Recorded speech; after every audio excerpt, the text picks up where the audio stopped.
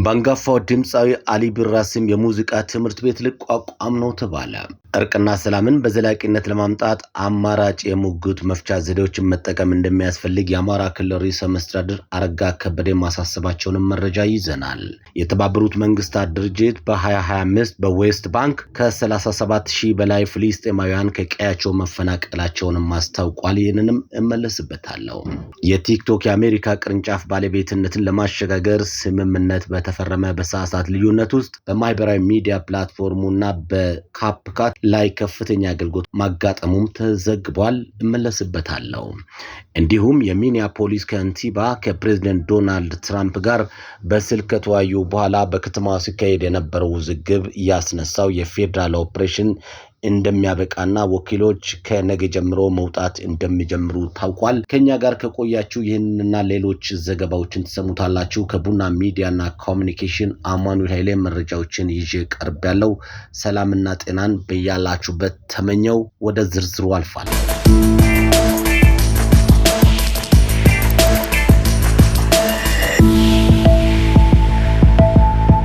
በአንጋፋው ድምፃዊ አሊ ቢራ ስም የሙዚቃ ትምህርት ቤት ሊቋቋም ነው። የድሬዳዋ ዩኒቨርሲቲ በአንጋፋው ድምፃዊ አሊ ቢራ ስም የሙዚቃ ትምህርት ቤት ለማቋቋም ቅድመ ዝግጅት እያከናወነ መሆኑን አስታውቋል። የዩኒቨርሲቲው የህዝብና ዓለም አቀፍ ግንኙነት ዋና ዳይሬክተር ትንሳኤ ኃይሉ እንደገለጹት ትምህርት ቤቱን ለማቋቋም የታቀደው ድሬዳዋ ያላትን የኪነ ጥበብ ጸጋ ለመጠቀምና የአንጋፋውን ድምፃዊ አሊ ቢራን ውርስ ለመዘከር ነው።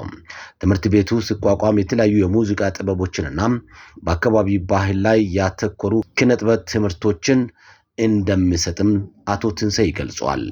አሁን ላይ ለትምህርት ቤቱ የሚያስፈልጉ ግብዓቶች የልየታና የዝግጅት ስራዎች እየተከናወኑ ሲሆን የዩኒቨርሲቲው ቦርድ ውሳኔውን ለትምህርት ሚኒስቴር ልኮ ይሁንታ ሲያገኝ ወደ ተግባር እንደሚገባም አቶ ትንሳኤ ጠቁመዋል። ለ60 ዓመታት ለሙያው ታምኖ የኖረው ከ260 በላይ የሙዚቃ ስራዎች ያበረከተው አሊ ቢራ በዜማ ደራሲነቱና በአቀናባሪነቱ የሚታወቅ የጥበብ ሰው መሆኑም ተገልጿል።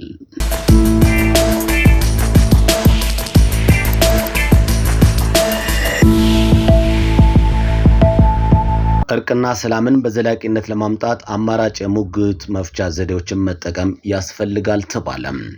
አማራጭ የሙግት መፍቻ ዘዴዎችን በመጠቀም እርቅና ሰላምን በዘላቂነት ለማረጋገጥ በትኩረት መስራት እንደሚገባ የአማራ ክልል ርዕሰ መስተዳድር አረጋ ከበደ ያሳስበዋል። በባህር ዳር ከተማ በተካሄደውና በአማራጭ የሙግት መፍቻ ዘዴዎች ላይ በሚመክረው ጉባኤ ላይ የተገኙት አረጋ ከበደ እንደገለጹት እነዚህ ዘዴዎችን እርቅንና ሰላምን በዘላቂነት የሚያመጡ በመሆናቸው ከመደበኛ የፍትህ ስርዓት ጋር ተጣጥመው እንዲሄዱ ማድረግ ይገባል።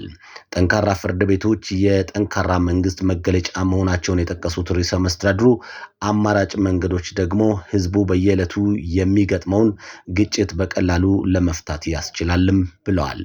የክልሉ ጠቅላይ ፍርድ ቤት የፍትህ ተደራሽነትን ለማረጋገጥ የጀመራቸውን በዲጂታል የማዘመን ስራዎች ውጤታማ መሆናቸውንም ጠቁሟል።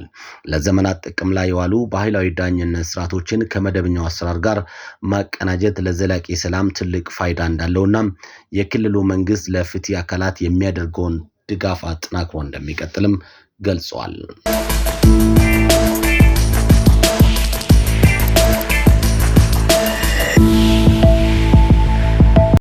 የተባበሩት መንግስታት ድርጅት በ2025 በዌስት ባንክ ከ37000 በላይ ፍልስጤማውያን ከቀያቸው መፈናቀላቸውን አስታወቀ። ይህ ቁጥር በታሪክ ከተመዘገበው ዓመታዊ የመፈናቀል መጠን ከፍተኛ መሆኑ ተዘግቧል።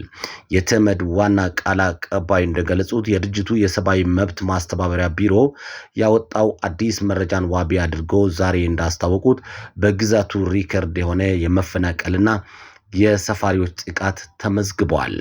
ቃል አቀባዩ አክለውም ባለፈው ዓመት የተመዘገበው ይህ ከፍተኛ የመፈናቀል ቁጥር በአብዛኛው በእስራኤል ኃይሎች በስደተኞች መጠለያ ጣቢያዎች ከተከናወነው ወታደራዊ ኦፕሬሽኖች ጋር የተያያዘ መሆኑን የውጭ ዜና ምንጮች ዘግበዋል።